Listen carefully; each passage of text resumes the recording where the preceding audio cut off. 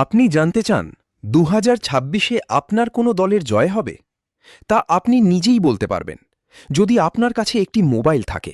Google আপনাকে বলে দেবে। কোনো নিউজ চ্যানেল আপনাকে সঠিক বলবে না, কারণ তারা কোনো না কোনো দলের কাছে বিক্রি হয়ে আছে। তারা সেই দলের হয়েই বলবে। গুগল থেকে কি করে বুঝবেন? আসুন সেটাই দেখা যাক। গুগল ওপেন করুন, সার্চ করুন বা টাইপ করুন 2026-এ নিজের ডিস্ট্রিক্টের নাম, বিধানসভার নাম্বার, টোটাল মুসলিম ভোটার, হিন্দু ভোটার ও আদার্স কাস্ট ভোটার কত, 2026 পোলিং কত, এখানে উত্তর পেয়ে যাবেন। এবার নোট করুন, মুসলিম ভোটের সংখ্যা পাবে টিএমসি, অতীতের ধারাবাহিক থেকে প্রমাণিত, প্লাস হিন্দু ভোটের 15% পাবে টিএমসি, কারণ এই 15% টিএমসি থেকে লাভবান। পার্টি পরিবর্তন হলে এদের ভবিষ্যৎ অন্ধকার। তাহলে টিএমসি পাবে মুসলিম ভোটার প্লাস 15% হিন্দু ভোট। হিন্দু ভোটের 2% যাবে অন্যান্য দলে। তাহলে বিজেপি পাবে মোট পোলিংয়ের মুসলিম ভোট বাদে যা দাঁড়াবে তার থেকে 17% বাদ দিলে যে সংখ্যা দাঁড়াবে।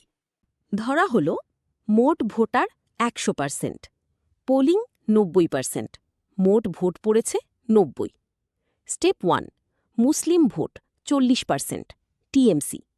40% অফ 90 সমান 36 ভোট।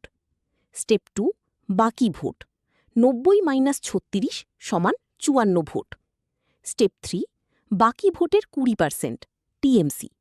20% অফ 54 সমান 10.8 ভোট। স্টেপ 4, অন্যান্য দল 2%, 2% অফ 90 সমান 1.8 ভোট। স্টেপ 5, বাকি সব বিজেপি।